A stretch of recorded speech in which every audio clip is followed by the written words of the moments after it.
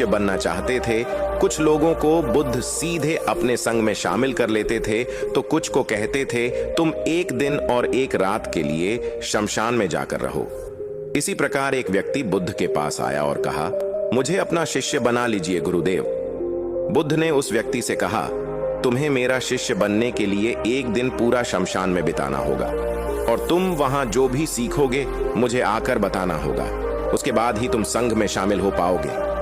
वह व्यक्ति यह सुन घबरा गया। उसने महात्मा बुद्ध से कहा, दिन में तो ठीक है, लेकिन रात में शमशान में रहना खतरनाक है। बुद्ध ने कहा, कैसा खतरा? व्यक्ति ने कहा, वहां भूत प्रेत होंगे, वो मुझे पकड़ लेंगे। बुद्ध ने कहा, क्या तुमने भूत प्रेत देखे हैं?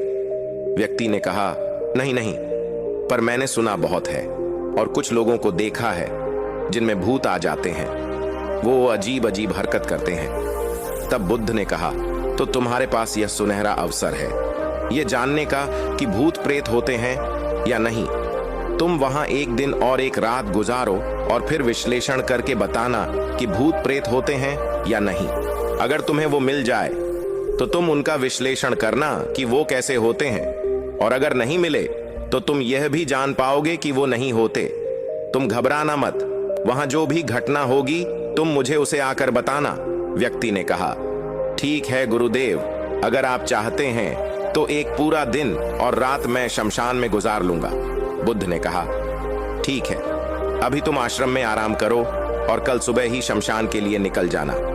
बुद्ध ने अपने 4 शिष्यों को कहा कि वह व्यक्ति कल शमशान जाएगा, तुम उसके पीछे जाना और उस पर नजर रखना, उसका ध्यान रखना, पर याद रहे उसे यह बात पता न चले कि तुम उसके पीछे गए हो। अगले दिन वो व्यक्ति बुद्ध के पास गया और बोला, जैसा आपने कहा था मैं शमशान के लिए निकल रहा हूं। बुद्ध ने उस व्यक्ति से कहा, ठीक है, अब तुम जा सकते हो। वो व्यक्ति शमशान गया। अगले दिन वो व्यक्ति बुद्ध के पास आ गया। बुद्ध उसे देख मुस्कुराए और बोले कि तुमने एक पूरा दिन पूरी रात वहां गुजारे, तो तुमने क्या देखा और क्या सीखा? व्यक्ति ने कहा, मैं वहां सुबह सुबह गया। कुछ देर बाद मैंने देखा कि कुछ लोग एक अर्थी लेकर आ रहे हैं। कुछ लोग सामान्य थे तो कुछ लोग बेहद खुश। वो कह रहे थे कि उस व्यक्ति ने अच्छे कर्म किए हैं, यह बहुत किस्मत वाला है। उस बुजुर्ग के बेटे ने अपने पिता की चिता को अग्नि दी। फिर वह कुछ देर वहां खड़े रहे और उसके बाद ही वहां से एक एक करके सब लोग जाने लगे और उस चिता को वैसे ही जलते हुए छोड़ दिया। फिर थोड़ी देर बाद वहां 2 और अर्थियां आ गई, जिसमें एक अर्थी किसी अमीर व्यक्ति की थी जो बहुत सजी धजी थी और उसके साथ बहुत सारे लोग थे, जबकि दूसरी किसी गरीब व्यक्ति की थी जो बेहद साधारण थी। उसमें कुछ ही लोग थे। अमीर व्यक्ति की चिता चंदन की लकड़ी पर जलाई गई, जबकि गरीब व्यक्ति की साधारण लकड़ी से। पहले अमीर व्यक्ति की चिता को जलाया गया क्योंकि वह अमीर था, जबकि बाद में गरीब व्यक्ति की। थोड़ी देर बाद दोनों व्यक्ति की चिता को जला दिया गया।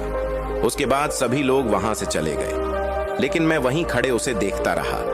बुद्ध ने कहा, तुमने उनकी चिता को देख क्या समझा? व्यक्ति ने कहा, बुद्ध दोनों की चिता समान थी।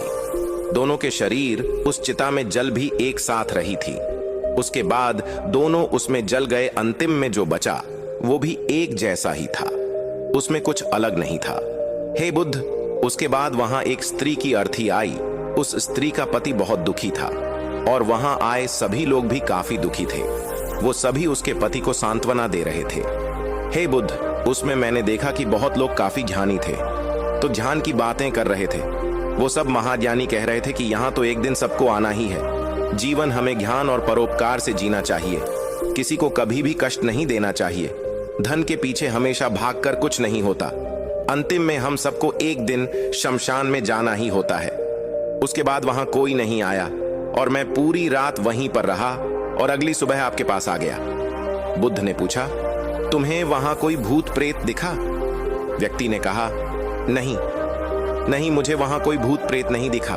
पूरी रात मैं अपने आप से डरता रहा, पत्तों से डरता रहा, जानवरों की आवाजों से डरता रहा, लेकिन पूरी रात में मुझे कोई भी भूत प्रेत नजर नहीं आए।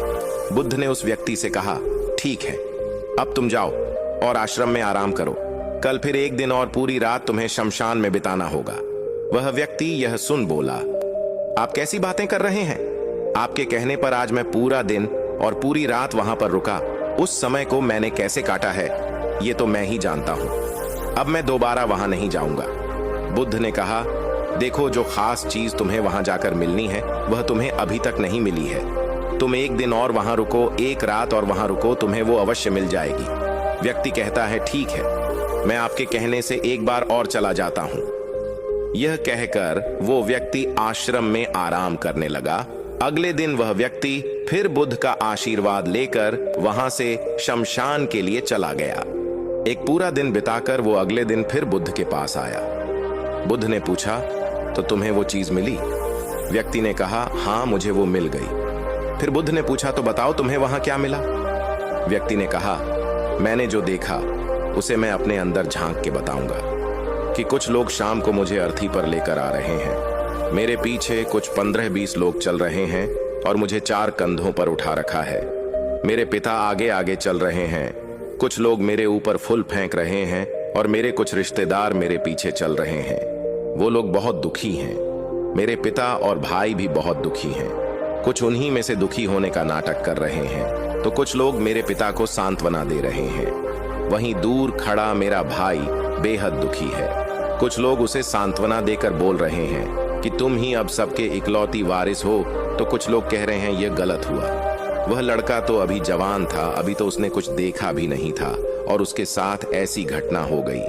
तभी मुझे अर्थी पर लेटा दिया गया और सारा क्रियाकर्म किया जाने लगा। मैं ये सब अर्थी पर लेटे देख रहा था। मैंने उस अर्थी से उठना चाहा, लेकिन मैं उठ नहीं सका। मैं सांस लेना चाहता था, लेकिन सांस नहीं ले पा रहा था क्योंकि मेरे अंदर सांस नहीं थी। मैं अपने पिता को गले लगाना चाहता था, लेकिन मैं उठ नहीं सकता था। मैं अपने भाई को गले लगाना चाहता था, उसे कहना चाहता था कि तुम माता पिता का ध्यान रखना, लेकिन मैं बस लेटा देख रहा था, कुछ कर नहीं सकता था। उसके बाद मेरी चिता पर लकड़ियां सजाई जा रही थीं। मेरा मुंह भी ढक दिया गया। मुझे अब उस चादर के पार कुछ नहीं दिखाई दे रहा।